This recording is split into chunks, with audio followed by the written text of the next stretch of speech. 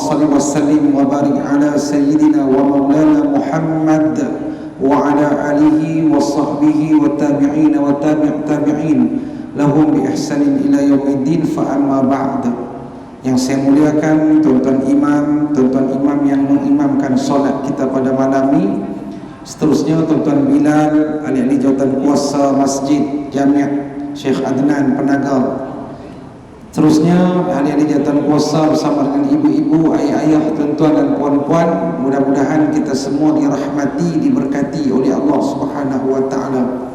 Alhamdulillah, tamanya kita panjatkan kesyukuran kepada Allah kerana pada malam ni kita malam yang ke-13 malam yang ke-13 di bulan Ramadan tahun ni kita dapat berpuasa. Mudah-mudahan Allah bagi kita sihat, Allah bagi kita kekuatan untuk kita teruskan ibadah puasa kita sampailah akhir Ramadan nanti, insya-Allah. Tuan-tuan dan puan yang dirahmati Allah, tadi kita sembahyang tarawih 8 rakaat, kita tambah dengan 3 rakaat sembahyang witir, dan kita selang-serikan dengan selawat kepada Nabi kita Muhammad sallallahu alaihi wasallam. Tiap-tiap malam, boleh dikata tiap-tiap malam, bukan nak angkat diri dah lah. Tiap-tiap malam saya pergi tazkirah ataupun imam masjid surau-surau yang berbeza-beza lah. Dan inilah masjid yang paling kuat selawat dan semangat selawat ni tuan. Orang yang wakafkan PA system ni, walaupun dia dah meninggal, memang dia boleh pahala banyak. Digunakan sungguh, kata nak selawat punya darah.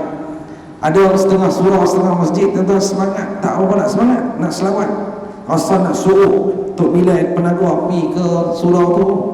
Nah, abang kata selawat ni di bulan Ramadan ni kita selang-selikan ni bagus. Nanti anak-anak muda, anak-anak karya kita, cucu-cucu kita, dia tahu bila sembahyang tarawih ni kita tengah-tengah tu ada selawat Nabi kita Muhammad sallallahu alaihi wasallam. Ada 2 tempat yang saya pergi tak selawat langsung. Habis sembahyang, habis sembahyang, sat habis dah 8 rakaat, tak selawat langsung. Saya jadi imam, bila bagi salam baliklah belakang. Tok Bilal ni lama sangat tak selawat ni, tak habis tahiyat lagi ke? Balik belakang, dia angkat tangan, golek macam golek buah pelam telur, tak ada selawat gitu. Tak apa lah, kita naik. Lalu bila habis tu saya tanya, awak tak selawat kat Nabi selang-selang tu bagus kita selawat? Bid'ah Ustaz tu dia tak mau kelih balik awal-awal lagi kita nak berhujah, yang balik lambat dah. Jadi tuan-tuan dan puan yang dirahmati Allah Ta'ala sekalian, tadi saya sembahyang di satu masjid, sembahyang maghrib, Tok Bilal itu beritahu saya, ni betul lillahi ta'ala. Dia kata, Ustaz, ada satu jemaah masjid ni, masjid dia dekat tak jauh. Dia kata jemaah masjid, tapi bukan ada dekat-dekat masjid, jauh sikit dalam masjid, mai komplain kat saya Tok Bilal.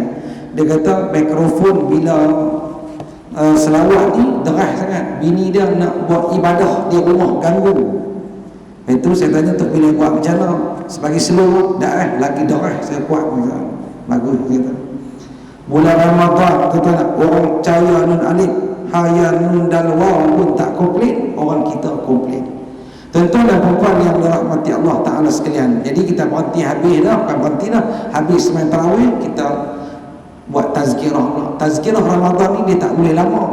Pasal apa tak boleh lama pula Ustaz? Sebab tazkirah di bulan Ramadan tak boleh lama. Apatah lagi di bulan Ramadan kita teringat di dapur kita tadi tu macam-macam bengkang, cok karyang, pesembuah, tu ada lagi. Jadi Ustaz jangan lama-lama sangat. Ya, saya tak lama. Saya tanya, saya jawab. Tuan-tuan dan puan yang dirahmati Allah, antara peristiwa yang besar berlaku di bulan Ramadan ni ialah turunnya Al-Quran. Syahrul Ramadan alladhi unzila fihi al-Quran ila akhir ayat. Bulan Ramadan, bulan diturunkan Al-Quran.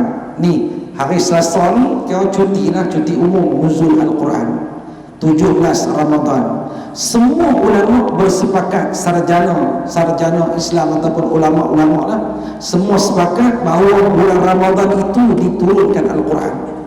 Tak ada pula berbalak tentang bulan lain Quran diturunkan, tak. Sebab ayat Quran jelas bulan Ramadan itu diturunkan Al-Quran.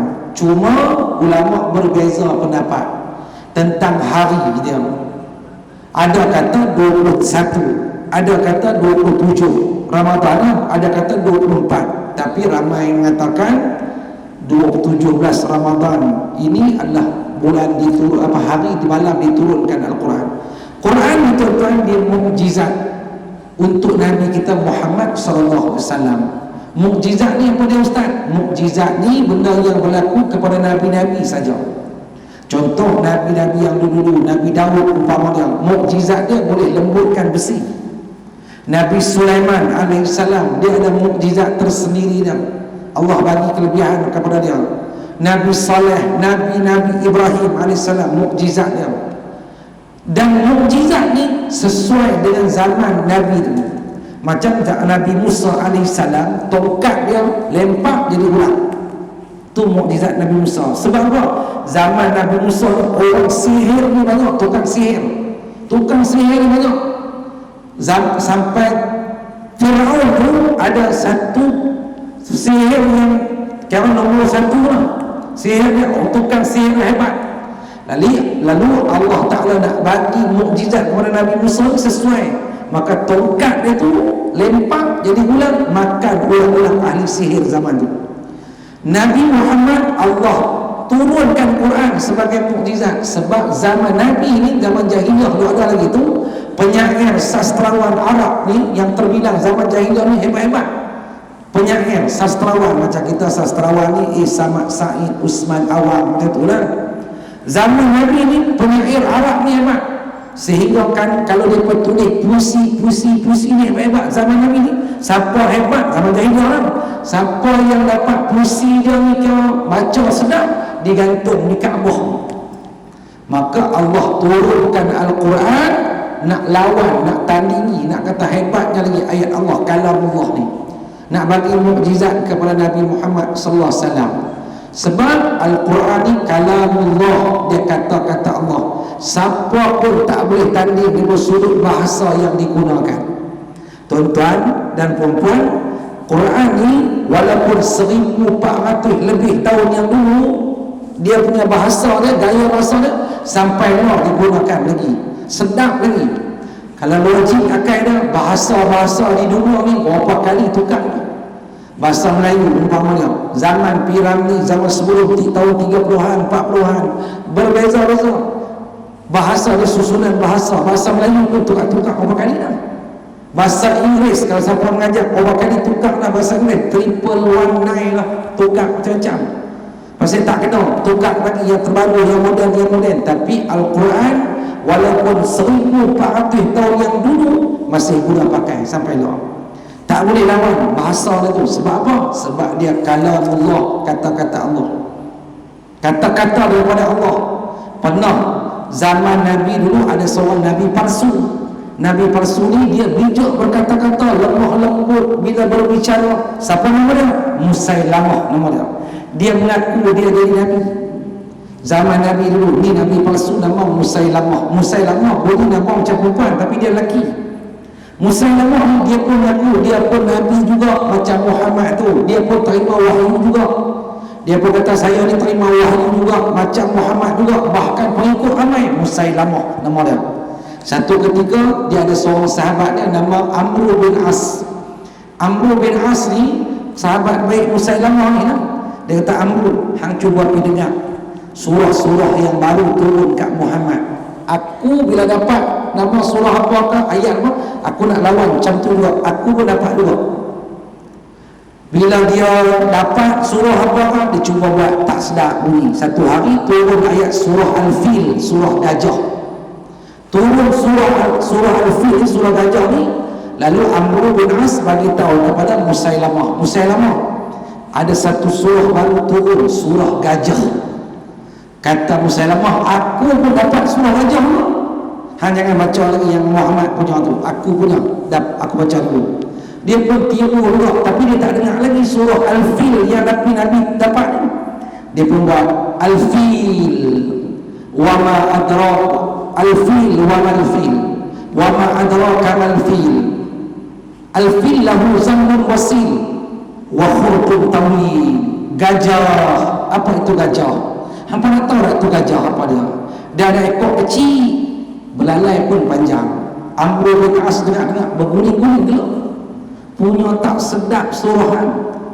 Tu macam surah yang Muhammad dapat tu. Alam tara kaifa fa'ala rabbuka bi ashabil fil alam yaj'al kaidahum fi tadlil wa arsala alaihim tayran ababil tarmihim bi hijaratin min sijil faj'alahum ka'asfin ma'kul. Udah sedap. Semua hurufnya lam. Gajah gelalai panjang lah, ekor kecil lah. Tak sedap masuk. Dia tiru ayat Quran sekali pun tak sedap sama macam Al-Quran. Sebab Quran ni kata-kata Allah, kalam Allah. Tuan-tuan yang dalam dia cuba buat surah katak yang memanggil-manggil semua orang belak dia. Akhirnya siapa orang belak dia? Musailamah Al-Kazzab. Musailamah pembohong. Sampai ke sudah tak dapat boleh lawan.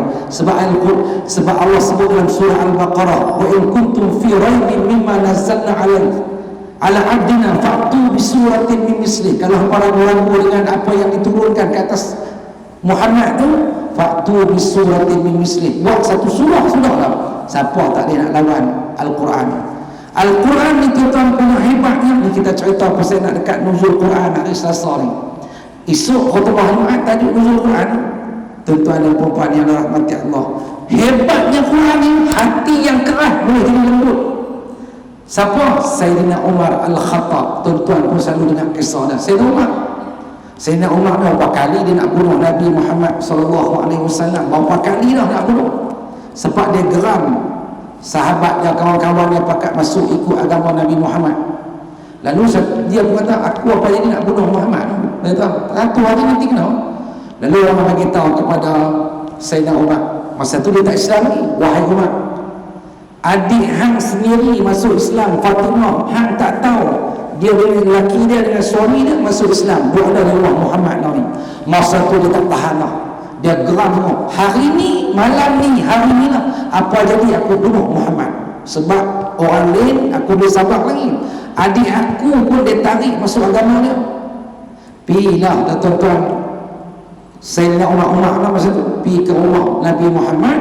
Ketika tu ada setengah mengatakan dalam kitab Nabi Muhammad yang baca ayat surah Taha tu, ada yang kata adik dia Fatimah baca, tapi kedengaran lah orang tengah baca surah Taha.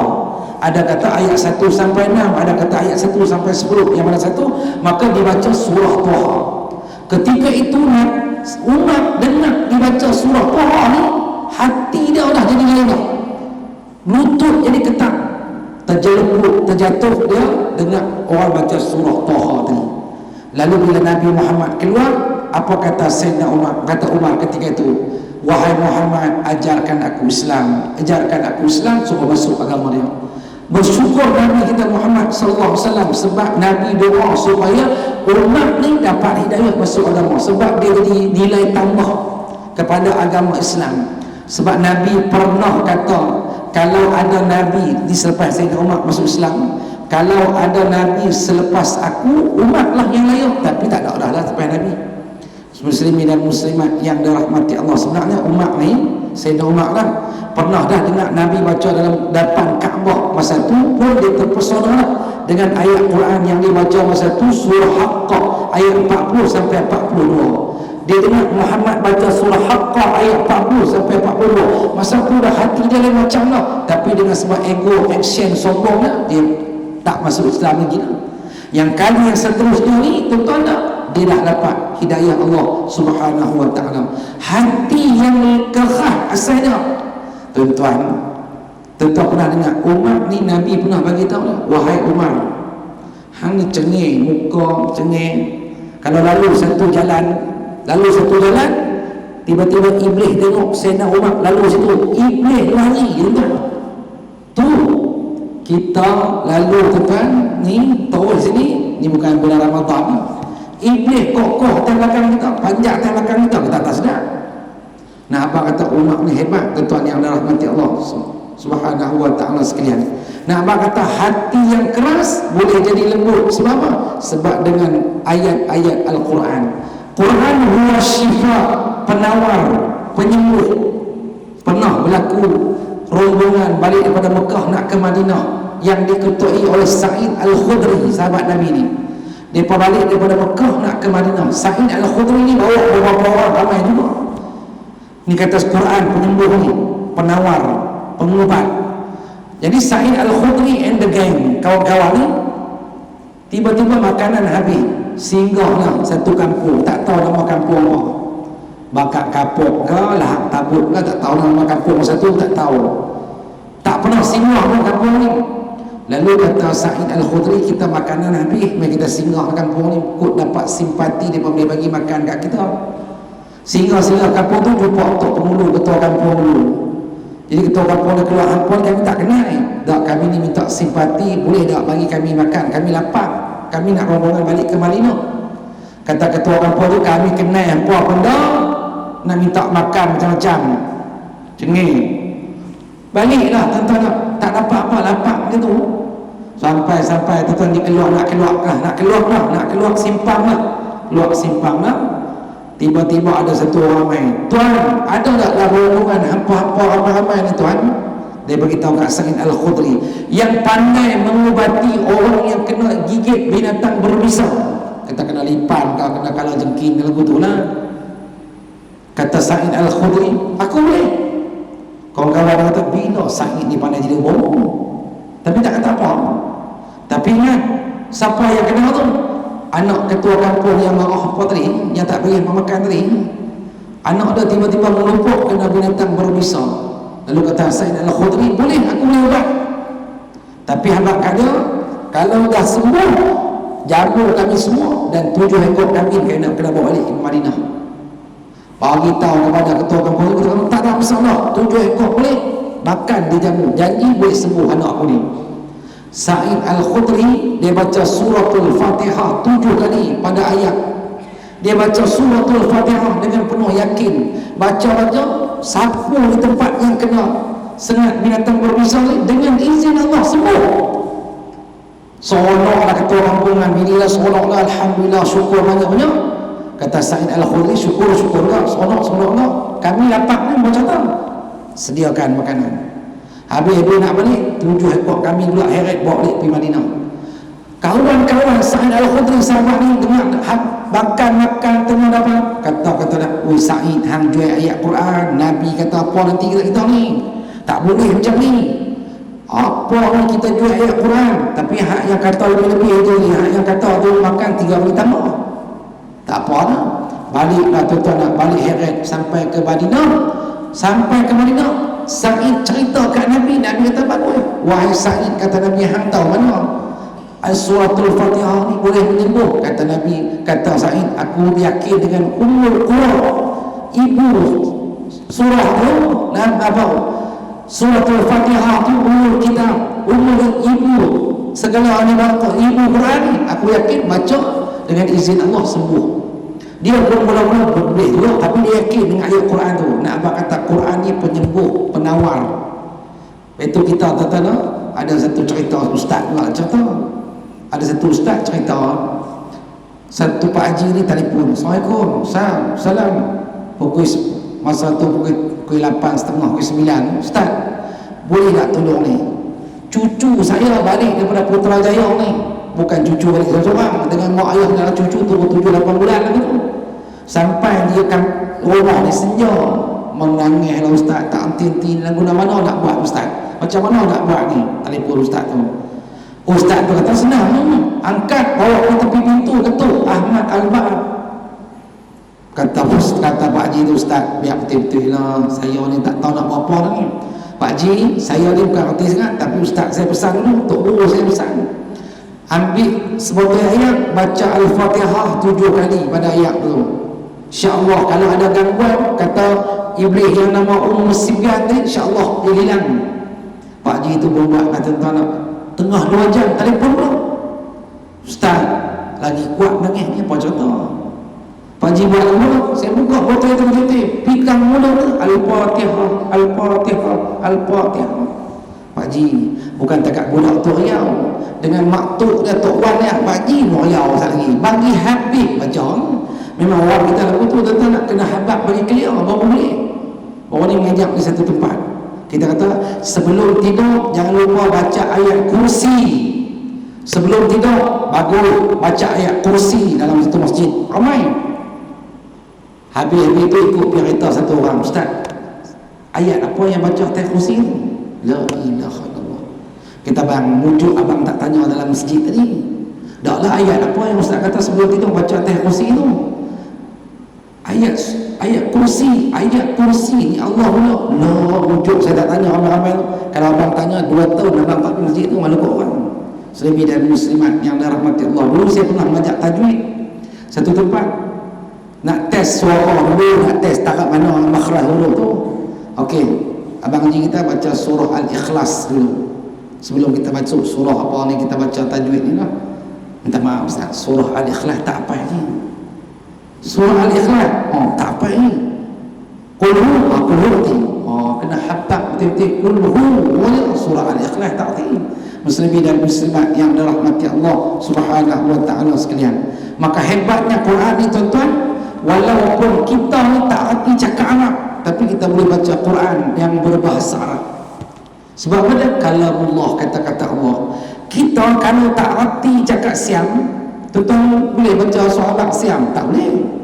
Tuan-tuan pergi ke Hatnyai, orang sahabat Siam, berita harian Siam, utusan Siam apa kau. Sahabat kan? Kita tengok tulisan bergulung-gulung ni, tengok muka Taksin Sinawat itu je, ditangkap kerana rasuah contoh. Tak tahu kena tangkap kerana apa, kita buat nilaian sendiri dalam situ. Sebab kita tak faham, tak arti baca. Tapi Quran bahasa Arab, kita tak arti cakap Arab. Boleh baca Quran yang bahasa Arab sebab dia kalamullah, kata-kata Allah. Sebab itu tuan-tuan, kita orang Arab di Mekah ke Madinah, dia kan tahu kita ni tak arti cakap Arab, dia ingat kita pandai. Sebab kita kan jualan Quran Malaysia orang tiap-tiap tahun. Arab pun mengaji dengan orang Malaysia, taranum, apa qiraat, apa cara nak baca Quran. Dia Quran bahasa dia, tapi dia belajar dengan orang Malaysia. Hebat orang Malaysia ni. Betul. Kalau kita pergi Mekah Madinah, tuan-tuan duduk di Masjidil Haram tu, tunggu semayang, tuan-tuan, kalau tuan-tuan baca dekat sikit Arab lengkong gitu, dia nak dengar. Arab ni bukan reti semua baca Quran, dia faham tapi dia tak reti baca. Tuan-tuan duduk baca Quran sementara tunggu isyak. Bismillahirrahmanirrahim. Qad aflahal mu'minun alladhina hum fi salatihim khashi'un. Pejam mata. 5 ayat buka-buka penuh orang depan. Syria, Yaman, Lebanon di Masjidil Haram. Allah. Dia faham. Tapi dia tak reti, ada yang tak reti baca. Kita reti baca tapi tak faham. 2 kali 5, 5 kali 5. Muslimin dan muslimat yang dirahmati Allah Subhanahu wa taala. Sebab itu tuan-tuan, orang kita bila pergi Mekah ni, dia nak belajar cakap Arab. Sebab apa? Sebab makhraj huruf dia belajar. Saya kan bawa orang ke Mekah jadi mutawif, bukan kata nak angkat diri dah, bukan nak promosi dah. Sampai dia hotel ni kadang-kadang ada orang 5-6 hari dah. Jemaah umrah tanya, "Allah Ustaz, dah 5 hari dah kami duduk di Mekah ni, boleh nak Ustaz ajak sikit cakap Arab? Kami tak geram nak cakap Arab ni." Tak payah lah, hak mereka di tepi jalan tu reti semua cakap Melayu. Dah duduk sikit je Ustaz, saya nak test saja, nak try. Pak Haji nak tahu bang, nak beli barang ni macam mana, nak abang cakap Arab ni, cakap Arab ni. Kam hadha, sudah. Kam hadha, kena tekan sikit. Jadi Pak Haji tu pegang kata tu, dia turun hotel, tak ada nak abang lagi kat dia. Macam piramli apa yang kawan tu baru nak abangnya insya-Allah takkan buka gua macam mana tutup tak ajak ni. Dia turun ni dengan kam hadha. Pergi kedai tasbih. Ya Syekh. Oh, bunyi Syekh tu tak marah. Arab pun balik tengok. Tasbih. Arab tu tengok. Subhanallah walhamdulillah wala, nak beli tasbih. Tasbih. Subhanallah walhamdulillah wala ilaha illallah Allahu akbar. 3-4 kali dia pergi terus ambil tasbih tu. Pergi kedai sebelah pula, kam hadha, tanya. Arab tu tengok, ingat dia ni boleh cakap. Arab kata arba'ah. Allah, arba'ah berapa? Tapi macam pernah dengar arba'ah. Arba'ah raka'atin ayam isya. Arba'ah 4 kan? Arab kata thalasa wa nus, salasa 3 maghrib, nus tu apa? Nisfu Sya'ban hari tu setengah lah, 3,5. Kerai tawak dua pada mayang subuh. Rak'ataini Arab tuan cakap Melayu lah. Makmuman lillahi ta'ala.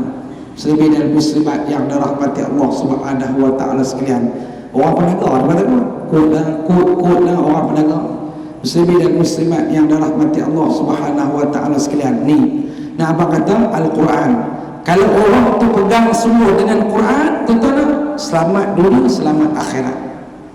Tuan-tuan, contohnya satu orang sahabat di zaman tabi'in, ulama zaman tabi'in, nama Sa'id bin Musayyib nama dia.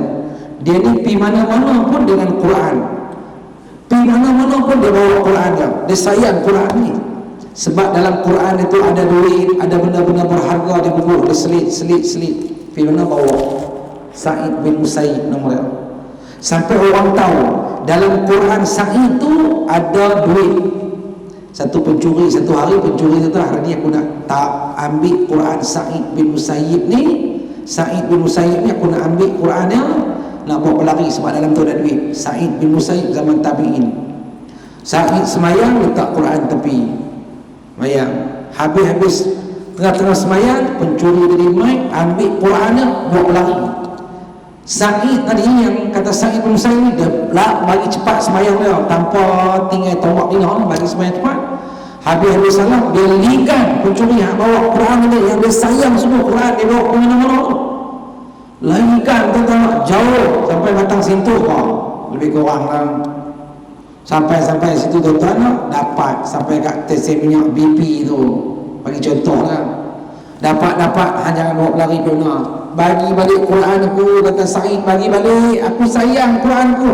Hang nak ambil duit tu, ambil lah, tak apa, aku nak Quran aku tu je. Pencuri kata sungguh lah, sungguh.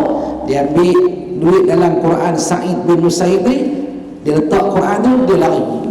Sungguh Sa'id bin Musayyib tak ligan dia pegang, dia cium Quran ni, alhamdulillah dapat balik Quran aku. Dia duit tak apa, dia ambil. Punya bagus tu, tuan-tuan boleh lagu tu. Quran letak dalam kereta, macam tu kan. Quran saya letak kat dashboard tu, letak pada sejadah kecil, bawa Quran. Tiba-tiba isi minyak di shell tu, orang bawa pelari kereta kita. Ligang tuan-tuan sampai kota, benda-benda hari atas kota Kuala Muda, sampai Sungai Neraka. Dapat balik. Alhamdulillah, kereta aku ambil lah, Quran aku nak balik. Agak-agak boleh lagu tu. Kita sungguh ni, sungguh Quran aku lah, kereta aku ambil lah. Buat murah sangat. Kereta tu 3 bulan lah tak bayar, nak tarik. Aku tak tahu. Selebih dari muslimat yang dirahmati Allah Subhanahu wa ta'ala sekalian. Hebat Sa'id bin Musayyib. Last cerita tuan-tuan. Nah, baca Quran dia ada penawar, penyembuh, semua ada dalam Quran. Apa pun kita Quran. Itu ada satu cerita sahabat saya lah tuan-tuan, dia cerita dulu dia pergi ceramah di satu tempat. Tempat ni AADK ni agensi anti dadah kebangsaan. Ramailah hak yang terlibat tu, ramai macam tu lah, macam-macam lah, ambil air lah, ambil apa lah, ramai lah. Jadi dia ceramah satu tempat tu kan, semua hak yang terlibat, ceramah orang yang terlibat dengan dadah ni. Lalu satu orang tu dia kata, habis ceramah, Ustaz saya nak tanya satu soalan kat Ustaz, boleh? Apa dia? Ustaz duk cerita pakai ni hukum ni, isap dadah ni haram ke apa kau Ustaz? Haram. Sebab dia menghayalkan, merosakkan kepala kiraan kita habis lah. Isap dadah ni tak boleh. Dalam Quran ada sebutkan dadah ni haram. Oh hebat, tanya soalan. Ustaz tak aku nak jawab apa? Dah Ustaz bagi ayat Quran kata dadah ni tak boleh. Ustaz tu fikir ada. Boleh ayat dah. Fi amadin mumaddadah. Terus diam tak apa. Padahal ayat tu kan cerita pasal dadah, cerita pasal neraka. Tapi nak berlepas dari nak balik ya tuan-tuan dan puan yang dirahmati Allah Ta'ala sekalian. Jadi kesimpulan bulan Ramadan bulan Quran tuan-tuan. Nak apa kata bulan yang diturunkan Al-Quran. Berbahagialah orang yang mendampingi Al-Quran. Walaupun kadang-kadang kita tak hati baca sangat Quran ni, tapi jadikanlah Quran ni jadi seronok bila orang baca, kita dengar. Bila orang baca jadi seronok, bila kita dengar, jadi seronok, tuan-tuan. Sebab apa? Sebab setiap huruf itu ada pahala. Sebab Quran ni kalau tuan-tuan tengok pun dah boleh pahala dah. Tengok pun Quran tak baca lagi. Kan ada beberapa perkara yang mau kita tengok dapat pahala dah. Quran Lagi apa lagi? Melihat wajah ibu kita, pahala dah. Melihat wajah, melihat Kaabah di Mekah. Ada kata melihat wajah suami, wajah isteri. Ni tengok Quran tak baca lagi, tapi boleh pahala dah di sisi Allah Subhanahu wa taala. Jadi sekali itu tazkirah untuk malam ni. Panjang umur, kita jumpa lagi di pertemuan akan datang bila-bila insya-Allah lah. Mudah-mudahan Allah memberkati kita, Allah memberikan kita kesihatan yang baik sepanjang bulan Ramadan insya-Allah. Wallahu a'lam. Assalamualaikum warahmatullahi wabarakatuh.